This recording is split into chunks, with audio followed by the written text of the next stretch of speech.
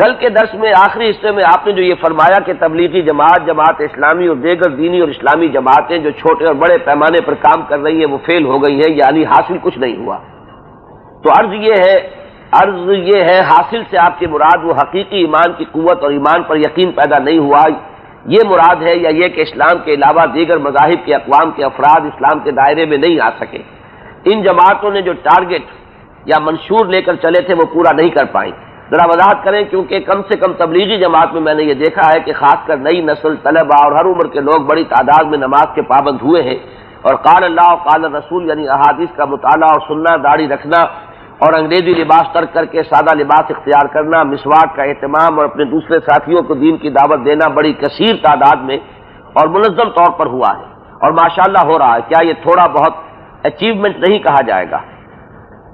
میں یہ سمجھتا ہوں کہ کل کے میرے بیان سے شاید آپ کو مغالطہ ہوا. میں نے تبلیغی جماعت کو ایک علیحدہ کیٹیگری بنایا تھا.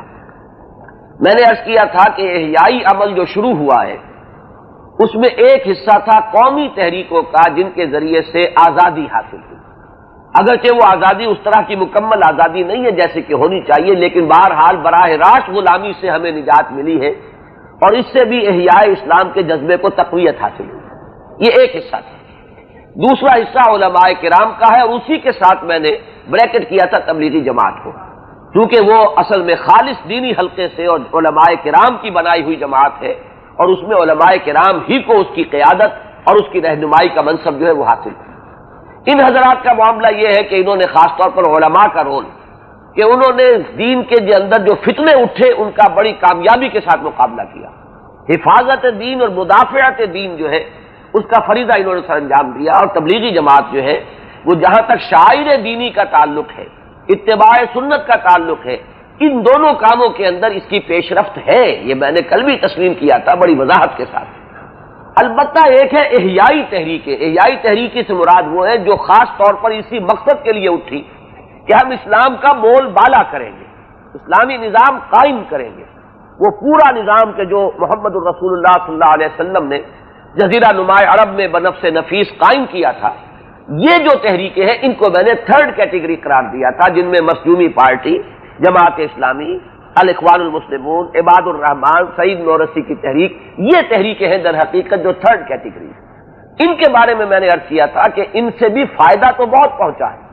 بڑی کثیر تعداد میں نوجوانوں کے اندر ایک جذبہ پیدا ہوا ہے، اسلام کے انقلاب کے لیے جد و جہد اور موٹیویشن پیدا ہوئی ہے، لیکن ان تحریکوں کو ابھی کہیں کوئی کامیابی حاصل نہیں ہوئی. بڑی مانا کہ کہیں اسلامی نظام فی الواقع قائم نہیں ہوا.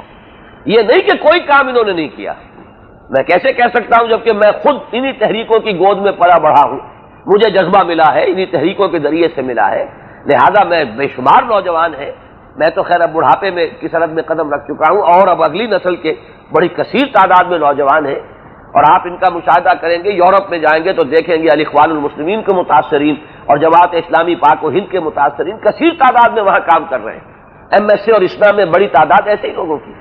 تو کام تو ہوا ہے، لیکن جو اصل مقصد تھا کہ پورا اسلامی نظام کسی ملک میں قائم ہو جائے، ہم دکھا سکے دنیا کو کہ دیکھو یہ ہے اسلامی نظام، یہ اسلامی سیاست کا نقشہ ہے، یہ اسلامی معیشت کا نظام ہے، یہ اسلامی معاشرہ ہے، یہ اسلام کا قانون ہے، قانون تعزیرات ہے اور قانون دیوانی ہے. یہ پورا کا پورا کامل نقشہ کہیں پر قائم کر کے ہم نہیں دکھا پائے. اس اعتبار سے میں نے کہا تھا کہ کامیابی نہیں ہوئی ہے. یہ ہے اصل میں میرے پورے موقف کو. آپ سمجھ لیجئے کہ جو کچھ کیا ہے، یعنی جہاں تک جو قومی تحریکیں تھی، مسلم لیگ تھی، دین سے اس کا کوئی خاص تعلق نہیں تھا. اسی طریقے سے آزادی کی اور تحریکیں چلی دنیا میں، ان میں جیسے کہ میں نے صدر ناصر کا ذکر کیا، انہوں نے تو عرب نیشنلزم کی بنیاد پر جو ہے وہ انگریزوں سے گلو خلاصی کرائی ہے. لیکن یہ کہ ان سے بھی اسلامی تحریک کو اور احیاء اسلام کو تقویت حاصل ہوئی ہے. جب مسلمان ملک آزاد ہو جائے گا تو اب اس میں امکان ہے کہ آپ اسلام قائم کریں، لیکن براہ راست انگریز کے غلام ہوتے، فرانسیسیوں کے غلام ہوتے، ولندیزیوں کے غلام ہوتے تو ہم شاید یہ بات بھی نہ کر سکتے جو آج بیٹھ کر بات کر رہے ہیں. تو ان قومی تحریکوں سے بھی بہت کچھ ہوا.